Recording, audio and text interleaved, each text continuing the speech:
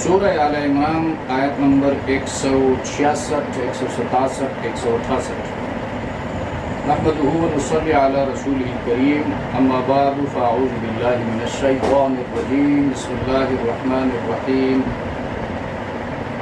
وما أصابكم يوم التقى الجمعان فبإذن الله وليعلم المؤمنين وليعلم الذين نافقوا وقيل لهم تعالوا قاتلوا في سبيل الله أو ادفعوا قالوا لو نعلم قتالا لاتبعناكم هم للكفر يومئذ أقرب منهم للإيمان يقولون بأفواههم ما ليس في قلوبهم والله أعلم بما يكتمون الذين قالوا لإخوانهم وقعدوا لو أطاعونا ما قتلوا قل فادرءوا عن أنفسكم الموت إن كنتم صادقين.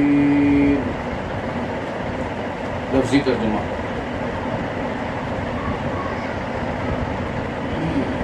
وما اصابکم واو عاطفہ ہے، ما موصولہ. موصولہ جب آ جائے تو الذی کے معنی میں ہوگا. جو کچھ اصابکم پہنچی تم کو مصیبت. یوم یہ وقت کے لیے آتا ہے، ظرف کہتے ہیں اس کو. ظرف یا مکان کے لیے ہوتا ہے یا زمان کے لیے. ظرف مکان، ظرف زمان. کسی کام یا بات کی جاتی ہے کسی مکان میں کسی وقت کے اندر تو وہ ظرف مکان ظرف زمان کہلاتا ہے. تو ان میں سے ایک یوم بھی ہے. التقا یوم التقى الجمعان. تو التقا جو ہے التقاء مصدر سے ماضی واحد مذکر غائب کا صیغہ ہے. التقا یہ التقاء مصدر اسے ماضی واحد مذکر غائب کا صیغہ ہے. مڈبھیڑ ہوئی، دو بدو ملاقات ہوئی، تو یہ جنگ میں ملنے کے لیے استعمال ہوتا ہے. الجمعان یہ بھی تسنیہ کا صیغہ ہے. جمع کا یہ تسنیہ ہے. دو گروہ، دو فوجیں، دو لشکر. فبإذن اللہ، فا پس بإذن اللہ، اللہ کے اذن سے، حکم سے ہوا. وَلِيَعْلَمَ تو یہ لام تعلیل کے لیے ہے. یعلم مضارع واحد مذکر غائب، تاکہ جان لے اللہ المؤمنین اہل ایمان کو.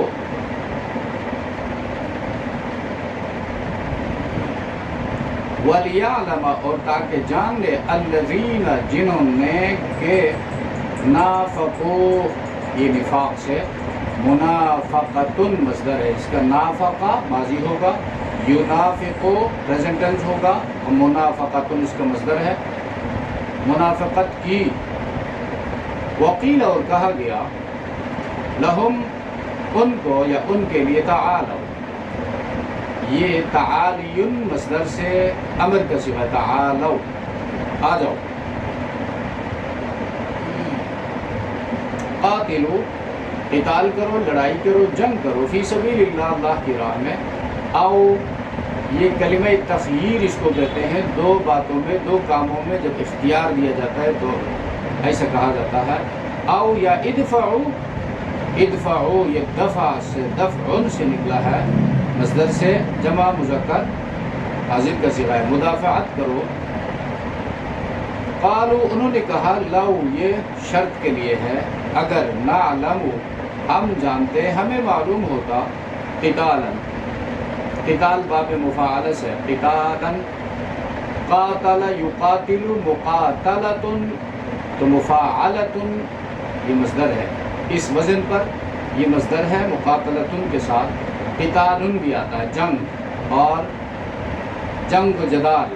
لاتبعناکم یہ لاتبعناکم اصل میں یہ ہے مصدر اس کا اتباع ہے. اتباع سے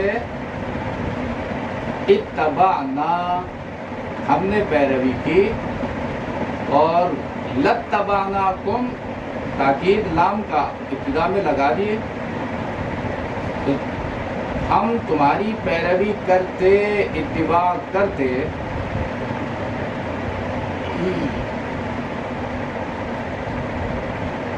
ہم وہ لوگ، یہ وہ ہم سمارا منافقین للکفر، یہاں پر یہ لام جو ہے الہ کے معنی میں ہے، کفر کی طرف، للکفر معنی الی الکفر، یومئذ یہ بھی پھر ظرف ہے، اور یومئذ ہے، یومئذ، یوم اس میں ظرف ہے، اور اذا مضاف الیہ ہے، اس دن یا ایسے واقعات کے دن، اقرب یہ قربن سے سپرلیٹیو ڈگری ہے، زیادہ قریب منہم ان میں سے، للایمان یہ لام بھی پھر الہ کے معنی میں ہے، الی الایمان، ایمان مصدر سے، یعنی جس وقت انہوں نے یہ بات کہی تو وہ کفر سے زیادہ قریب تھے بمقابلہ ایمان کے، یقولون وہ کہتے ہیں، بِأَفْوَاهِهِمْ، افواہ یہ فوہن کی جمع ہے، اور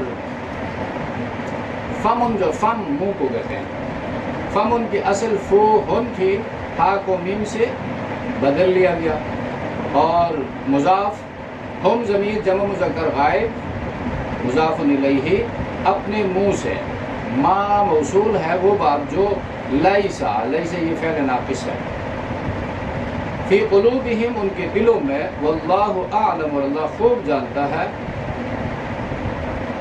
بما اس چیز کو تکتمون، یہ کتمان یا کتمن مصدر سے وہ چھپاتے ہیں، الذین یہ لوگ قالوا کہتے ہیں، لإخوانہم، لإخوانہم میں جو لام داخل ہوا ہے یہ لام جارہ ہے، اخوان یہ جمع ہے واحد، اس کا آئے گا اخن، اخ بھائی کو کہتے ہیں، اخوان اپنے بھائیوں سے، وقعدوا واو حالیہ اس حال میں کہ وہ قعدوا خود بیٹھے رہ گئے، قعود سے، قعدوا قعود مصدر سے ماضی جمع مذکر غائب کا صیغہ ہے، لو اگر، اطاعونا، اطاعوا اطاعت مصدر سے ہے، یہ بات مانتے، ہماری اطاعت کی ہوتی، نا مانا ہماری، ما قتلوا ما نافیہ ہے تو نہ قتل کیے جاتے، قل کہہ دیجئے پیغمبر، فدر او یہ امر کا صیغہ ہے جب مذکر ہے، در ان مصدر سے نکلا، در ان، فدر او دفع کرو، دور کرو، عن انفسکم اپنی جانوں سے، الموت موت کو، ان کنتم صادقین اگر تم ہو سچے۔ ان آیات میں منافقین کے حوالے سے گفتگو فرمائی گئی ہے، اور مسلمانوں کو کلی غلبہ حاصل نہ ہوا اس کی مصلحت، اور ایسے آزمائشوں میں ڈال کر اللہ تبارک و تعالیٰ کھرا کھوٹا الگ کر دیتے ہیں۔ منافقین چونکہ مسلمانوں کے صفوں میں گھسے رہتے ہیں، ان منافقین کو الگ کرنے کے لیے اللہ تبارک و تعالیٰ امتحان لاتا ہے، آزمائش لاتا ہے، اور آزمائش میں مومن ہی پورا اترتا ہے اور منافق فیل ہو جاتا ہے۔ دوسری مصلحت یہ تھی، اور پھر منافقین کی گفتگو کو ان آیتوں میں نقل کیا گیا ہے، تو ان کے بارے میں اللہ نے فرمایا منافقین کی بات دل کی بات نہیں تھی، اس میں کوئی وزن نہیں تھا، اور پھر جنگ میں جانے سے موت نہیں آتی، اور جنگ میں نہ جانے سے بندہ موت سے بچ نہیں سکتا، موت جب آنی ہی ہے اس کو کوئی ٹال نہیں سکتا، لہذا منافقین کا جہاد سے جی چرانا یہ ان کے نفاق کی علامت ہے۔ غزوہ بدر میں جو کلی غلبہ حاصل ہوا، اب غزوہ احد میں کلی غلبہ حاصل نہ ہوا، اس کی وجہ یہی ہے کہ اللہ تبارک و تعالیٰ ہر چیز کو غیب کے پردے میں رکھنا چاہتے ہیں۔ اگر یہاں پر بھی کلی غلبہ مسلمانوں کو حاصل ہو جاتا تو لوگ پھر اس مفاد کے لیے، اس مصلحت کے لیے دڑا دڑ اسلام میں آ جاتے کہ بھئی یہاں جانے سے بس کامیابی ہی کامیابی ہے، فائدہ ہی فائدہ ہے، نقصان کوئی نہیں، تکلیف کوئی نہیں، لہٰذا آ جاؤ اس دین میں داخل ہو جاؤ۔ کہ اسلام لانے سے انسان اللہ کی رضا کا مستحق ٹھہرتا ہے اور جہنم کی ہمیشہ کی سزا سے بچ جاتا ہے اور جنت کی نعمتوں کا وہ مستحق ٹھہرتا ہے، تو اللہ تبارک و تعالیٰ اتنی بڑی کامیابیاں ویسے بغیر آزمائش کے، بغیر امتحان کے عطا نہیں کرتے۔ اس لیے ایمان بالغیب کو شرط قرار دیا گیا ہے۔ کبھی جو ہے یہاں پر مسلمانوں کو بھی شکست سے دوچار ہونا پڑتا ہے، کبھی یہاں پر بھی مالی نقصان اٹھانا پڑتا ہے، اور کبھی یہاں پر بھی ہلاکتوں کا سامنا کرنا پڑتا ہے، تاکہ جو لوگ اسلام کو اختیار کرے وہ اللہ کی رضا کے لیے بصیرت کے ساتھ اسلام کو اختیار کرے، نہ کہ اپنے ذاتی مفادات کے لیے۔ تو ایمان بالغیب مطلوب ہے، اس لیے مصلحت خداوندی یہ ہوا کہ احد میں مسلمانوں کو جزوی کامیابی عطا کی جائے، اس لیے مسلمانوں کو جانی نقصان پہنچا۔ قرآن کہتا ہے وَمَا أَصَابَكُمْ يَوْمَ الْتَقَى الْجَمْعَانِ فَبِإِذْنِ اللَّهِ، اور جو نقصان تم کو پہنچا اس میں، جس میں دونوں فوجیں الجمعان التقا مڑبھیڑ ہوئی، آپس میں ملے، فَبِإِذْنِ اللَّهِ، وہ اللہ کی مشیت سے تھا۔ اس میں مصلحت یہ تھی کہ کھرے کھوٹے کا امتیاز ہو جائے۔ جنگ بدر میں سارے صحابہ مخلصین تھے، یعنی 100% مخلصین شامل تھے، نفاق مسلمانوں کی صفوں میں نہیں تھا۔ لیکن جب بدر میں مسلمانوں کو مکمل کامیابی حاصل ہوئی تو رئیس المنافقین، جو مدینے میں منافقین کا سردار تھا، بڑا تھا، اس نے مشرکین سے کہا ان ھذا الامر قد توجہ، یہ اسلام کا معاملہ جو ہے تو روز بروز آگے بڑھ رہا ہے، لہٰذا اب جو ہے اس اسلام کا لباس پہنو، اس کا لبادہ اوڑھو، اوڑھ کر ان میں گھس جاؤ اور پھر ان کی بہتنی شروع کرو۔ اور یہ بظاہر نماز بھی پڑھتا تھا، مسجد بھی جاتا تھا اور مشوروں میں بھی شامل ہوتا تھا، لیکن اس کے دل میں چور تھا اور دل سے یہ چاہتا تھا کہ مسلمان کامیاب نہ ہو جائے اور ناکامی مسلمانوں کا مقدر بنے۔ اس وجہ سے یہ جو ہے کھل کر سامنے نہیں آتا تھا اور مسلمانوں کو نقصان پہنچانے کی کوششیں کرتا تھا۔ اور یہی یعنی اپنے 1000 تعداد تھی غزوہ احد میں مسلمانوں کی، ان میں سے 300 جو اس کے پیروکار تھے، اس کے ماننے والے تھے، اور اس تعداد کو لے کر یہ واپس ہو گئے۔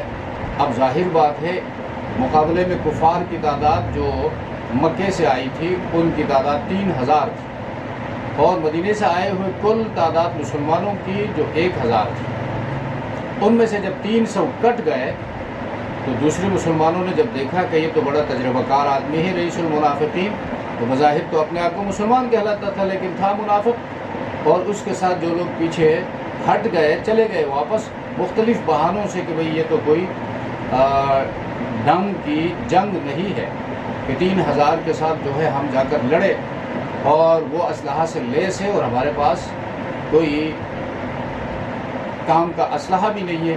تو مختلف بہانے بنا کر 300 کی تعداد کو لے کر یہ واپس لوٹ گئے۔ تو مسلمان جب اس کو دیکھنے لگے تو قریب تھا کہ مسلمانوں کے قدم بھی پھسل جاتے۔ ایسے موقع پر ظاہر بات ہے ایک بندہ بھی جب نازک موڑ پر، ایسے نازک مرحلے پر جب پیچھے ہٹتا ہے تو حوصلہ شکنی ہو جاتا ہے، ہمت پست ہو جاتی ہے۔ لیکن اللہ تبارک و تعالیٰ نے مسلمانوں کی ہمت افزائی کی، حوصلہ افزائی فرمائی اور ان کو ثابت قدم رکھا۔ اور جنگ کے بعد جو ہے منافقوں اور یہود نے طرح طرح کی پھر باتیں شروع کی اور اس طرح جو ہے کھرے کھوٹوں میں امتیاز ہو گیا۔ تو یہاں پر وَلِيَعْلَمَ الْمُؤْمِنِينَ وَلِيَعْلَمَ الَّذِينَ نَافَقُوا، تو تاکہ اللہ تبارک و تعالی مومنین کو جان لے، لِيَعْلَمَ یہ علم ظاہری مراد ہے۔ اللہ کے علم میں تو پہلے سے ہے کہ کون کامیاب ہوگا، کون ناکام، کون منافق ہے، کون مومن، لیکن اللہ تبارک و تعالیٰ کسی کے بارے میں اس وقت تک فیصلہ نہیں فرماتے جب تک اس انسان کو، اس جماعت کو آزمائش کے میدان میں اتارتے نہیں ہیں، اور جو کام اس کے حوالے ہے، جو فرض اس کے حوالے ہے، جو ذمہ داری اس کے حوالے کی گئی ہے، اس ذمہ داری سے جب تک اس کو گزارتے نہیں ہیں، اپنے علم ازلی کے مطابق اللہ کسی کو سزا نہیں دیتے۔ اسی لیے تو انسانوں کو دنیا میں بھیجا ہے اور دنیا کی زندگی کو امتحان قرار دیا، اور دنیا جو ہے اس کو امتحان گاہ قرار دیا، اور اس امتحان گاہ سے گزر کر جو پاس ہو جائے گا اس کے لیے جنت فرمایا۔ حالانکہ پہلے سے اللہ کے علم میں بھی یہ بات تھی کہ کون جو ہے کامیاب ہوگا، کون ناکام ہوگا، لیکن جو لوگ اپنے اختیار سے اپنے ارادے کو اپنا کر ہدایت کے راستے پر چلیں گے، اور جو لوگ اپنے اختیار سے ضلالت و گمراہی کے راستے پر چلیں گے، وہ چلنے کے بعد اس میدان سے ہو کر جب گزریں گے پھر ان کو سزا ملے گی، تاکہ ان کو یہ کہنے کا موقع نہ ملے کہ ہمیں تو موقع ہی نہیں دیا گیا۔ لہذا اتمام حجت ہو جاتی ہے، اتمام حجت کے بعد کوئی جائے گا جہنم میں، سزا ملے گی تو اس وقت بھی وہ بندہ نہیں کہہ سکے کہ میرے اوپر کوئی ظلم ہوا ہے، اس لیے سارا کچھ ریکارڈ اس کے سامنے لایا جائے گا۔ تو یہاں پر ولیعلم جو ہے یہ علم ظاہری اور علم تمیزی اس کو کہا جاتا ہے، تاکہ الگ کرے، ممتاز کرے اللہ ان لوگوں کو، المؤمنین، جو حقیقی مومن ہے، جو مخلص مومن ہے، اور وہ کیسے امتحان میں ڈالنے سے وہ ثابت قدم رہتے ہیں، مسلمانوں کے ساتھ ہمیشہ اخلاص کا مظاہرہ کرتے ہیں، اور اللہ پر ان کا یقین اور مضبوط ہوتا ہے، دین کے احکامات پر وہ مطمئن رہتے ہیں، گلا شکوہ جو ہے زبان پر نہیں لاتے۔ اس کے مقابلے میں وَلِيَعْلَمَ الَّذِينَ نَافَقُوا، اور تاکہ جان لے جنہوں نے دوغلی پالیسی اختیار کی، منافقت کی، دوغلی پالیسی منافقت کی۔ یہی رئیس المنافقین جو تھا وہ اپنے ساتھیوں کو لے کر بھاگ گیا، اور ان کے اقوال بعد کے آیتوں میں ذکر ہو رہے ہیں۔ منافقین کو اس وقت بھی پھر جنگ میں دعوت دی گئی، لیکن انہوں نے قبول نہیں کی اور مختلف بہانے بنانے لگے۔ ہجرت کے بعد فوراً جو ہے مدینہ میں آباد 3 قومیں، ان میں مسلمان، مشرکین اور یہود، ان کے درمیان ایک معاہدہ کیا رسول اللہ صلی اللہ علیہ وسلم نے۔ اس کی ایک سیکشن یہ تھی کہ اگر باہر سے دشمن حملہ آور ہو جائے تو تینوں قومیں مل کر مدافعت کریں گے، وہ میثاق مدینہ کہلاتا ہے۔ اس معاہدہ کی روح سے مشرکین اور یہود کی بھی ذمہ داری تھی کہ جنگ میں حصہ لیتے، اس لیے کہ مکہ والے حملہ آور ہوئے تھے مسلمانوں پر۔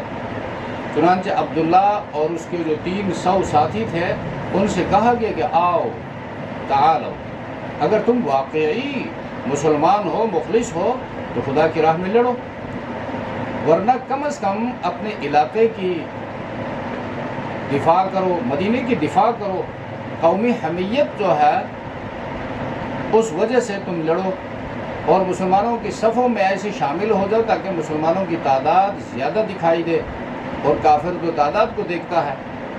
تو انہوں نے کوئی جواب نہیں دیا اور میدان سے نکل گئے۔ تو جنگ کے بعد انہوں نے ذو معنی قسم کے جواب دینے لگے، اگر ہم لڑنا جانتے تو ضرور تمہارا ساتھ دیتے۔ اب دیکھیں، لو نعلم قتالا لاتبعناکم، یہ ایسا جملہ ہے، اس کو جس طرف بھی لے جاؤ تو اس کو لے جا سکتے ہیں۔ تو یہ منافق کلیئر بات نہیں کرتا ہے تاکہ وقت آنے پر اپنے آپ کو بچا سکے کہ جی میری مراد یہ نہیں تھی، میرا مطلب یوں نہیں تھا۔ تو انہوں نے یہی کہا۔ اب اس جملے کے 2 جواب لے سکتے ہیں، 2 مطلب لے سکتے ہیں۔ ایک یہ ہے کہ ہم نے، چونکہ منافقین کا جو سردار تھا مدینے سے نکلتے انہوں نے مشورہ دیا تھا کہ بھائی مدینے کے اندر رہ کر دفاعی جنگ لڑیں گے، باہر جائیں گے تو ہماری تعداد کم ہے، اسلحہ کم ہے، کفار کی تعداد زیادہ ہے، ان کے بندے نفری زیادہ ہیں۔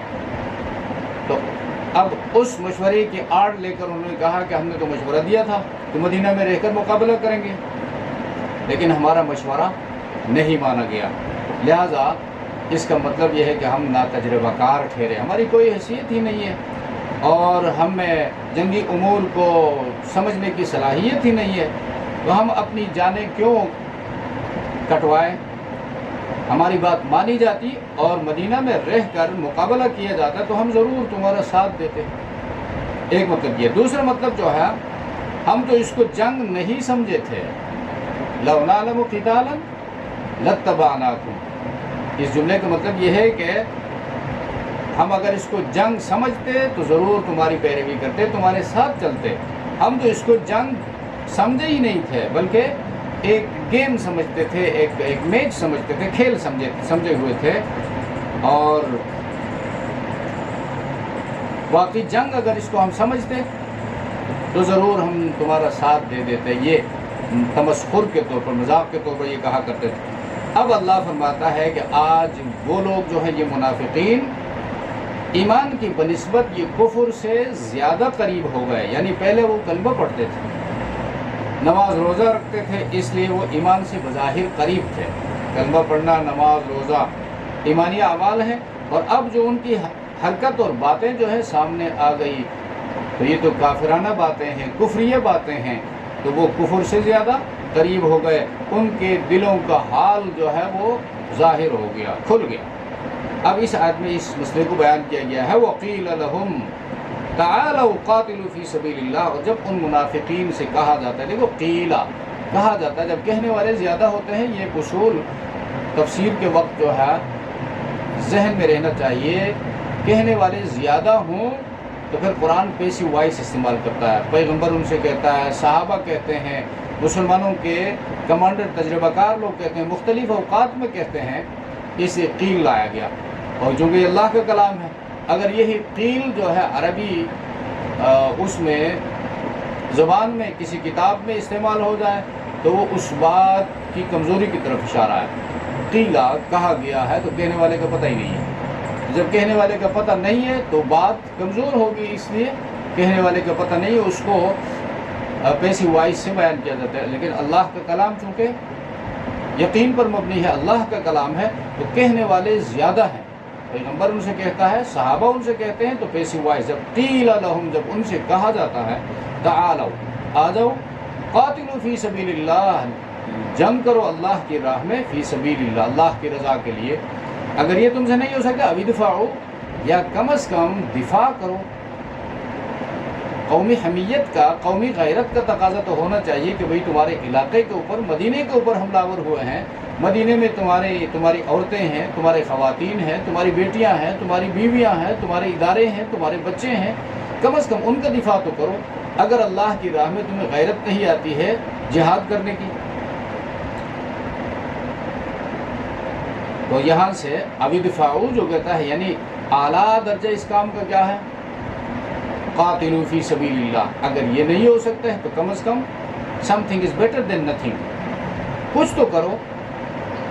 تو یہ یعنی ما لا یدرک کلہ لا یترک کلہ، ایک کام کو اگر 100% حاصل نہیں کیا جاتا ہے تو اس کو 100% چھوڑا بھی نہیں جا سکتا، تو کچھ نہ کچھ جو ہے وہ ہونا چاہیے۔ تو یہاں سے یہ کہا گیا کہ آگے بڑھ کر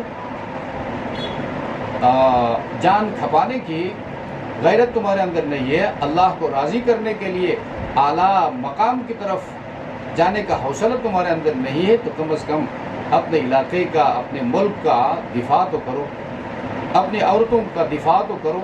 او ادفعوا قالوا لو نعلم قتالا لاتبعناکم۔ اب اس آیت سے اب ذہن میں یہ سوال آتا ہے کہ اب یہاں پر مجاہدین دنیا کے مختلف ملکوں میں، حصوں میں کفار کے ساتھ برسر پیکار ہیں، کشمیر میں ہے، فلسطین میں ہے اور افغانستان میں ہے، تو بعض بد نصیب قسم کے مسلمان ان کے خلاف بات کرتے ہیں۔ تو اس آیت کا جو مضمون ہے اس کو جب ذہن میں رکھا جائے تو کرنا کیا چاہیے؟ بحیثیت مسلمان اگر ان کے ساتھ شامل نہیں ہو سکتے ہیں، وہاں جا کر لوہا نہیں منوا سکتے ہیں، کفار کے ساتھ مقابلہ کر کے تو کم از کم ان کا دفاع تو کرو، اور پیچھے رہ کر ان کی ضروریات ہیں ان کو پورا کرنے کی کوشش کرو۔ یہ بھی ایک قسم کا کام ہے۔ ابھی دفاعو دوسرے درجے کا یہ کام ہے۔ اور جو لوگ جہاد کے خلاف لکھتے ہیں، جہاد اسلامی کے خلاف لکھتے ہیں، بولتے ہیں اور ویڈیو دیتے ہیں، ان کے خلاف تم بھی کلپ چڑھاؤ اور ان کے دلائل کے دندان شکن جواب دو، تاکہ دیکھنے والوں کو پتہ چل جائے، سننے والوں کو پتہ چل جائے کہ اصل مسئلہ کون سا ہے اور اسلام میں اس مسئلے کی حیثیت کیا ہے۔ تو کم از کم یہ کرنا چاہیے۔ تو خاموش ہو کر منافقین کی ہاں میں ہاں ملا کر کفار کے پروپیگنڈوں سے متاثر ہو کر اور ان کو مثبت ویٹیج دینا، یہ نفاق کی ایک علامت ہے۔ تو ان لوگوں سے، منافقین سے یہ کہا گیا یا تو صف اول میں آ کر جہاد کرو، یا کم از کم اپنے علاقے کا دفاع کرو، مسلمانوں کا دفاع کرو، ان کے گھروں کا دفاع کرو۔ قالوا لو نعلم قتالا لاتبعناکم، وہ کہتے ہیں یعنی منافقین جواب میں، اگر ہم لڑنا جانتے لاتبعناکم، ہم ضرور تمہارا ساتھ دیتے، تمہارے ساتھ چلتے، تمہاری پیروی کرتے۔ ہم للکفر یومئذ اقرب منہم للایمان، وہ آج بنسبت ایمان کے کفر سے زیادہ قریب ہیں۔ پہلے اپنے کو مسلمان کہلاتے تھے، مسلمانوں کے ساتھ مسجد جانا، روزہ رکھنا اور صدقہ کرنا وغیرہ وغیرہ ظاہری امور، اور زبان سے اسلام کا اقرار۔ اب ان کا کفر کھل گیا۔ اب اگر جہاد کا میدان نہ ہوتا، کفار کے ساتھ دو بدو مقابلے کی نوبت نہ آتی، تو یہ منافقین پھر مسلمانوں کا بیڑا غرق کر دیتے معاشرے کے اندر، اپنے نفاق کی وجہ سے اور مسلمانوں کے خلاف پروپیگنڈا کر کے، مسلمانوں کی کمزوریاں کفار کے سامنے جا کر بیان کر کے۔ تو اب یہ حالت لا کر جو ہے جہاد اور جنگ کی حالت لا کر اللہ نے ان منافقین کو چھانٹ دیا، الگ کر دیا۔ یقولون بألسنتہم بأفواہہم ما لیس فی قلوبہم، وہ اپنی زبانوں سے وہ بات کہتے ہیں جو ان کے دلوں میں نہیں۔ اب یہ بھی علامت ہے منافق کی، زبان سے وہ جو کہتا ہے اس کے دل میں وہ بات نہیں ہوتی، اور مومن جو زبان سے کہتا ہے وہ اس کے دل کی آواز ہوتی ہے۔ مومن کے دل اور زبان میں فاصلہ نہیں ہوتا، اور منافق کے دل اور زبان میں فاصلہ ہوتا ہے۔ اس لیے ان اداؤں کو سمجھنا چاہیے، ان پر غور و فکر کرنے کی ضرورت ہے کہ مسلمان دل میں کچھ رکھے اور زبان سے دھوکہ دے، خیانت کرے، جھوٹ بولے، یہ سب منافقین کی علامات ہیں۔ سخن سازی، بات بنانا، اور ان کے دل میں جو بات ہے، ظاہر بات ہے اللہ کو تو معلوم ہے، اللہ علیم بذات الصدور ہے۔ وہ جنگ میں اس لیے شریک نہیں ہوتے ہیں کہ اچھا ہے مسلمان مغلوب اور ذلیل ہو اور وہ خوشیاں منائے، تو مسلمانوں کی تکلیف پر خوشی منانا یہ بھی نفاق کی ایک علامت ہے۔ یقولون بافواہہم، اپنی زبانوں سے کہتے ہیں، افواہ یہ فوہن کی جمع ہے زبان، یہ تاکید کے لیے، تاکید کے لیے مثلا اردو میں استعمال ہوتا ہے، بھائی میں نے اپنی ان کانوں سے یہ بات سنی ہے، تو سن تو ویسے ہی بندہ کانوں سے ہے، تو اپنی کانوں کی بات جب کرتا ہے تو تاکید کے لیے کرتا ہے، مانی میں نے ہی سنا ہے اور اس میں کسی قسم کی شک و شبہ کی گنجائش نہیں ہے۔ یقولون بافواہہم ما لیس فی قلوبہم، جو ان کے دلوں میں نہیں، واللہ اعلم بما یکتمون، اور وہ جو بات چھپا رہے ہیں اس سے اللہ تبارک و تعالیٰ خوب واقف ہیں۔ اور غزوہ احد میں 70 صحابہ، یہ بار بار بتایا گیا ہے، شہید ہوئے۔ ان میں بھاری اکثریت جو تھی وہ انصار صحابہ کی تھی، ان کے یعنی 65 آدمی جو تھے، 65 نفری ان کے شہید ہو گئے، 41 خزرج کے، قبیلہ خزرج کے، اور 24 جو قبیلہ اوس کے، اور ایک یہودی قتل ہوا تھا، اور مہاجرین کے شہداء صرف 4 تھے۔ اس لیے منافقوں نے اپنے برادروں کے بارے میں کہنا شروع کر دیا، کیونکہ منافقین بھی مدینے کے رہنے والے تھے، اور انصار جو مخلص صحابہ کرام تھے وہ بھی مدینے کے رہنے والے تھے۔ تو اب منافقین پروپیگنڈے کے لیے دیکھیں کون سا ہتھ کنڈا استعمال کر رہے ہیں۔ وہ کہتے ہیں اگر وہ ہماری بات مانتے اور گھروں میں رہتے تو مارے نہ جاتے۔ یہ ہمارے بھائی جو گئے اور اتنی تعداد میں یہ شہید کر دیے گئے، اگر ہماری بات مان کر مدینے کے اندر رہتے تو نہ قتل کیے جاتے نہ شہید کیے جاتے۔ تو قرآن کہتا ہے اگر تمہاری طرح نامرد بن کر گھر میں بیٹھے رہتے تو کیا موت سے وہ بچ جاتے؟ جب تمہاری موت آئے تو اس کو گھر میں داخل ہونے سے روکنا۔ موت کو گھر میں آنے سے کوئی نہیں روک سکتا۔ قرآن دوسری جگہ کہتا ہے وَلَوْ كُنْتُمْ فِي بُرُوجٍ مُشَيَّدَةٍ، مضبوط قلعوں کے اندر بھی ہو تو موت تمہیں آ کر رہے گی۔ دو فارسی کا شعر ہے، دو چیز آدمی را کشد زور زور، دو چیزیں انسان کے پیچھے جاتی ہیں، یک آبودانہ دیگر خاک گور، ایک اس کا رزق ہے دوسری موت ہے۔ موت انسان کے پیچھے جاتی ہے، ڈھونڈتی ہے، اور دوسرا اس کا رزق، اس کا رزق کسی اور کو ملنے والا نہیں ہے، اسی کو ملنے والا ہے تو رزق اس کو ڈھونڈتا ہے۔ اب پچھلے دنوں جو سمندر میں جو واقعہ آیا اور پاکستان کے دو بڑے مالدار باپ بیٹے اس ایونٹ کی سیر کے لیے نکلے اور کوئی 15-16 لاکھ ڈالر کی ٹکٹ انہوں نے خریدی، جو کہ پاکستانی حساب سے غالباً 15 کروڑ سے بھی اوپر جاتا ہے، اور وہ خود بھی ڈوب گئے وہاں پر۔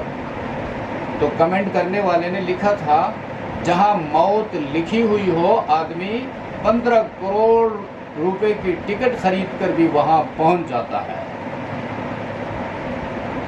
تو موت جو ہے بندے کو ڈھونڈتی ہے، موت کے پیچھے جانے کی ضرورت نہیں ہے۔ تو باقی دنیا میں ہم چیزوں کے پیچھے بھاگتے ہیں، کاموں کے پیچھے بھاگتے ہیں، لیکن موت ہمارے پیچھے بھاگتی ہے اور رزق بھی ہمارے پیچھے بھاگتا ہے۔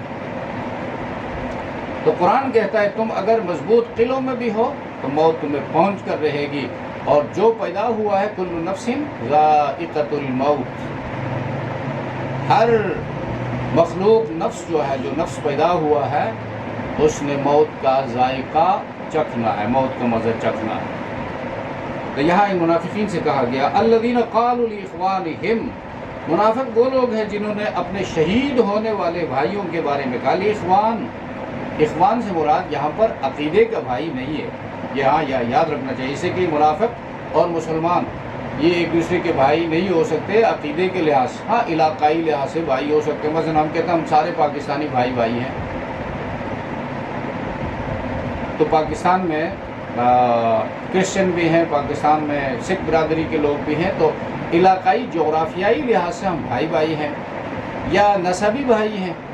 ایک گھر میں 3-4 بھائی رہتے ہیں، ان میں سے 2 اہل ایمان میں سے ہیں اور 3 اہل شرک اور اہل کفر میں سے ہیں، تو نسب کے لحاظ سے تو وہ ایک بھائی ہیں، ایک باپ کی اولاد ہیں، لیکن حقیقت میں وہ ایک دوسرے کے بھائی نہیں ہیں۔